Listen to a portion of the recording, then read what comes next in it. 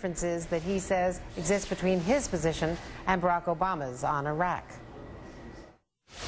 We have a choice to pursue Senator Obama's path, which is artificial dates for withdrawal, which could lead to chaos, which could eventually lead to a wider war, or staying with the strategy that is succeeding, and we will be able to withdraw, and we will come home with victory and honor, not in defeat.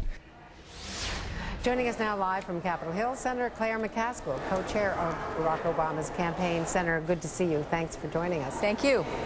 We have a new NBC News Wall Street Journal poll, and one of the facts in it is that people do seem to be coming over to John McCain's point of view on the war, with the fact that the last month was the least number of casualties in quite a long time. By fairly even split, 49-46, people now are not as eager for withdrawal. They are more willing to wait to see whether the situation there can stabilize. Is the war going to be less of a cutting-edge issue, do you think, between Democrats and Republicans, and perhaps more of a benefit for John McCain?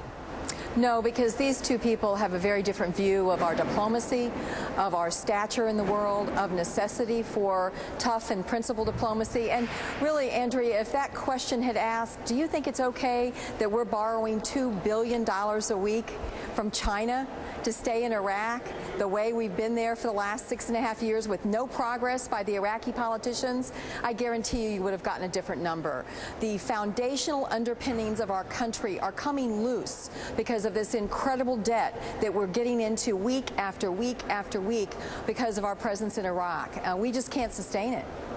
Senator, one of the other things that comes jumping out of this poll is that Barack Obama does have to make his case to white suburban women who, according to the pollsters who did the Wall Street Journal, the NBC News Wall Street Journal poll, can be the decisive, the soccer moms, whatever you want to call them, decisive voters in this campaign. What does he have to do to persuade women, suburban white women, to come to his cause? Well, first of all, I thought there was so much good news in that poll. Barack Obama is winning by a significant margin, and all of the supposed that the Hispanics won't vote for him, that we couldn't get any of the Hillary blocks of votes, simply does not look like it's true in that poll. Yes, we have to work with suburban women, but once they find out John McCain's voting record, he's voted against increasing the minimum wage 8 times, voted against funding for victims of domestic violence, voted against programs to help infants and mothers with health and nutrition. He's got a terrible record on women's issues, and most women are issue-driven when it comes to the polling place. So I feel comfortable once they get educated about McCain, they will be firmly in Barack Obama's column. One of the other things that does come out of the poll is that there would be some advantage. He would pick up about 6 points in his competition against in a hypothetical matchup, let's say, of John McCain and Mitt Romney, would pick up a number of points and would win more comfortably with Hillary Clinton on the ticket. Should he think about putting Hillary Clinton on the ticket? Oh, of course. She, as he says, she would be on anyone's short list. She is such a strong leader and ran a terrific campaign. In the closing months, it was amazing to watch how focused she was and how hard she worked. I think she's been a wonderful role model for women everywhere, how she's conducted herself. So, sure, she should be considered. But ultimately, the people are going to make up their mind based on John McCain versus Barack Obama, and they're going to have a clear choice.